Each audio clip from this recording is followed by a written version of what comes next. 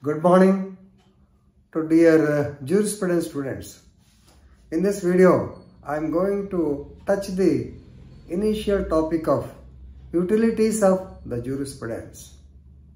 Utilities of the jurisprudence. Friends, you all know jurisprudence is a combination of two words in Latin, jurisprudence. Juris means law. Prudence means skill or knowledge. Knowledge or skill of law is called jurisprudence. So what is the utility? What is the use? Please remember, I am not going to tell you the utilitarian theory propounded by Jeremy Bentham or pleasure and pain theory or his Shishya John Austin's so-called analytical school. But the use of jurisprudence, or simply to say the advantage of jurisprudence. Please remember, according to Ulpian, jurisprudence is social science. The just and unjust, natural or divine. So it is a part of the social science. We have to agree that jurisprudence is a social science which addresses to the persons who study the law. So it is a system of knowledge. And what are the utilities? Right.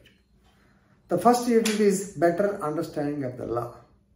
Because with the advent of jurisprudence, with the study of jurisprudence, you will have to go to the backwards. That is what happened. Why? Customs play a major role.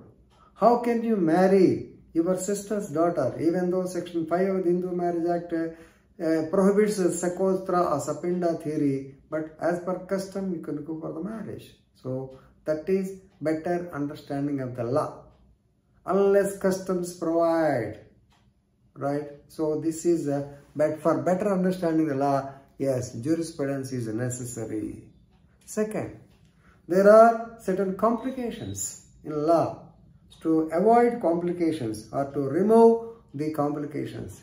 So that is normally we tell you at the stage of the interpretation.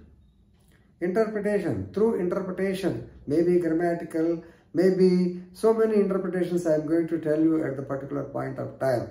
So literal interpretation, grammatical interpretation, ius rem generis, all these things. Yes, you will understand the complication and you can remove the complication. May will become shall. Shall will become may. I have given the example of that Pragati Nagar auto case. Then, it helps to bring the reforms.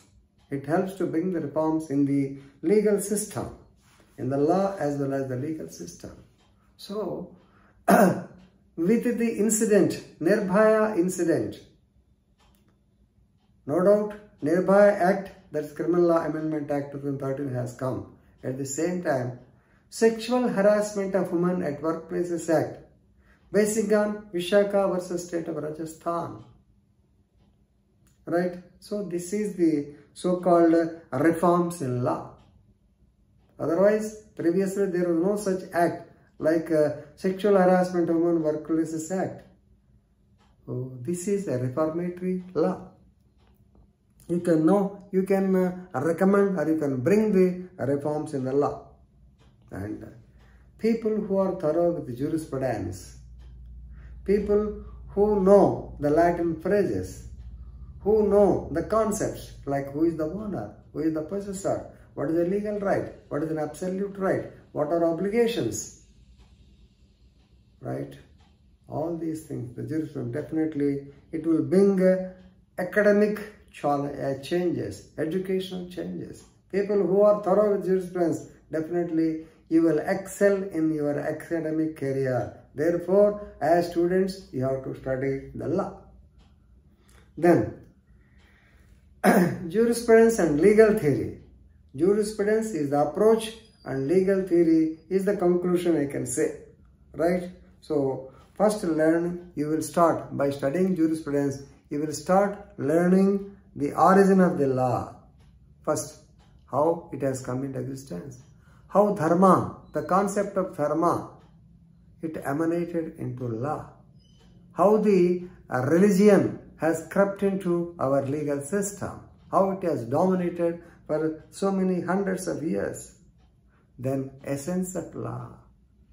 What is the essence of law? What is the essence of Indian Penal Code? It defines what is an offence and it also states what is the punishment for the sin. Likewise, so many acts, essence of law and fundamentals of law. Yes, fundamentals law definitely. At the time of interpretation, I will tell you what are the internal, what are external aids. So that's why whenever you have to read a statute, read the statute as a whole. Read the statute as a whole. Then only you will be able to understand. So I will explain you why you should study the statute as a whole. Then fundamentals of the law and freedom of law. If you study the jurisprudence, you know the background, fundamentals of law. That is more important. What is the use of just a cursory reading? No, you have to know the basics or fundamentals of law. Right? And jurisprudence makes you go for better understanding of the theories behind the law. In making the law, theory behind making the law. And duties of the citizens. And to conclude, I want to say jurisprudence is the philosophy of law. And jurisprudence is the extra version of an advocate. And jurisprudence, it tells the need for the law. It tells the reforms for the law.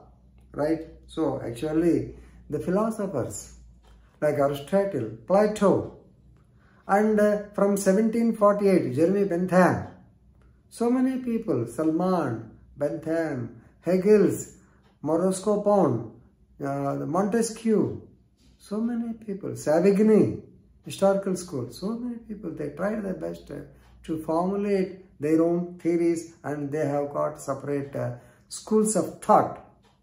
Now, jurisprudence, present jurisprudence, yesterday I told you, synthetic jurisprudence. Secondly, technical jurisprudence. Now, you have to develop the technical jurisprudence. So, these are the utilities of the jurisprudence. So, normally, I already told you that the students are under the impression that jurisprudence is a dry subject, jurisprudence has no sections, jurisprudence has no value, only for the examination purpose we have to read the jurisprudence. It is not correct. You have to know the factual background. You have to know before framing of the law what happened.